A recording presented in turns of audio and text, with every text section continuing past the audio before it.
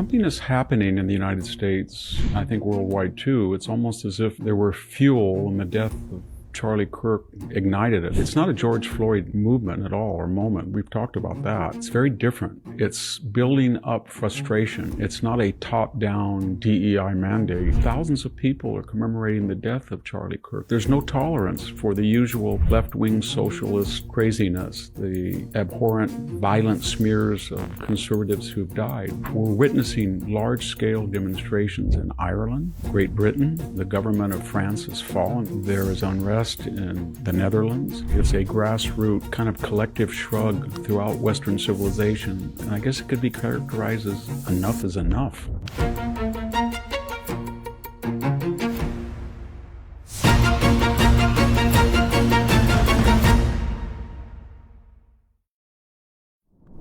Hello, this is Victor Davis Hansen for the Daily Signal. Something is happening in the United States, I think worldwide too. It's almost as if there were fuel and the death of Charlie Kirk ignited it. It's not a George Floyd movement at all, or moment. We've talked about that. It's very different. It's building up frustration. It's not a top-down DEI mandate. It's a grassroots kind of collective shrug throughout Western civilization. And I guess it could be characterized as enough is enough. We're witnessing large-scale demonstrations in Ireland, Great Britain. The government of France has fallen. Mr. Macron will have to appoint a new prime minister. There is unrest in the Netherlands.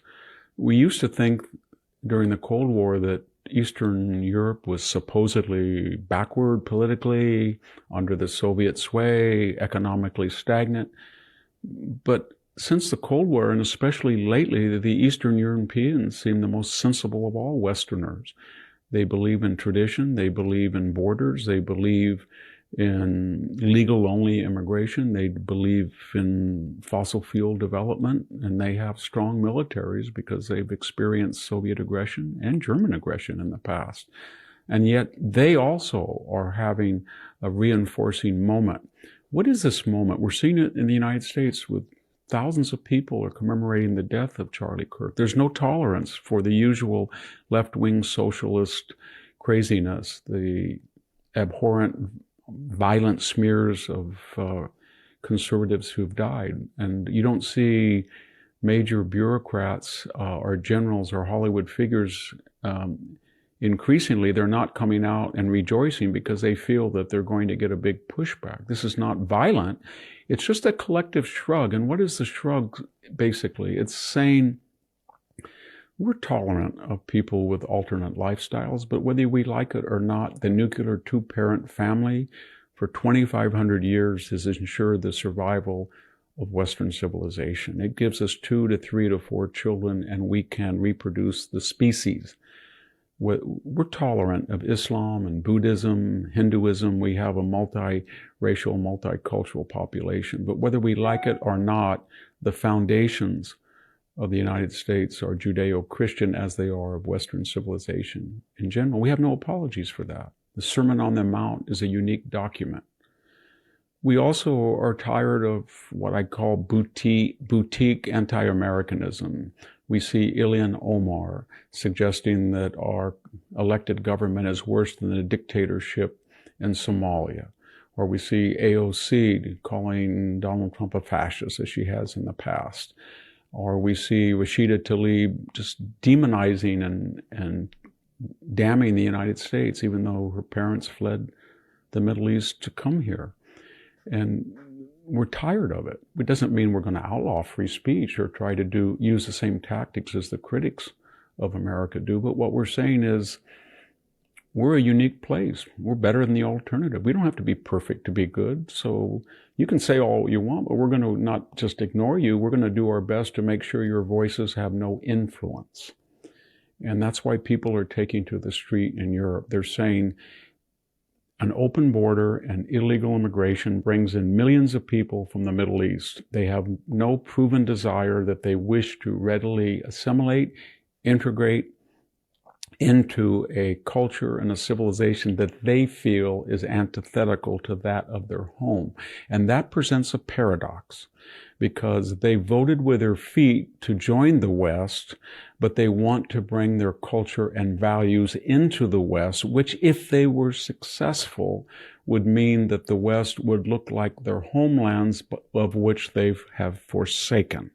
It doesn't make sense, but we see the same thing in the United States. We have an open southern border. We're criticized by immigrants that come across. And yet, if we were to embrace the values and culture of Latin America and turn the United States into Latin America, then the immigrants would not wish to leave Latin America to find another Latin America. The left cannot deal with that paradox, but we can on the conservative side. So we're saying open borders does not work. We're saying that if you dismantle natural gas energy, if you dismantle oil, if you dismantle nuclear power, and you choose to subsidize inefficient and unreliable solar and wind, then you're going to be a pre-civilizational society. Germany was the juggernaut of Europe, and now it's a pathetic weakling economically. Why? Because its energy costs are 4 times what they used to be, and it's not a competitive country. So what I'm getting at is people throughout the West say, we've sat still where we had open borders. We have let in millions of people that do not like us and do not share our values. We have opted for economic irrationalism that has, in suicidal fashion, harmed our economies and hurt our lifestyles. We have embraced critical legal theory, critical race theory that suggested the criminal is a victim rather than a victimizer, and we see the effects, and the verdict is in, it doesn't work. And we see that our governments, our bureaucracy, our culture at large doesn't want to hear this message. And we know they're influential in the media, in the corporate boardroom, in the university, but they don't have one thing. They don't represent 51% of the people, and crowds are now marching in Europe, in the United States, and the message is, what has worked in the past does not have to be perfect, as I said. It's better than the alternative, and we're going to return to it, and we wish you would join us. But if you don't want to join us, and you want to dismantle Western civilization, or you hate the United States, or you despise your particular European country, then you're going to be voted out of office, and you're going to have zero political power, as it should be. Thank you very much. It's Victor Davis Hansen for the Daily Signal. Thank you for tuning in to the Daily Signal. Please like, share, and subscribe to be notified for more content like this. You can also check out my own website at victorhansen.com and subscribe for exclusive features in addition.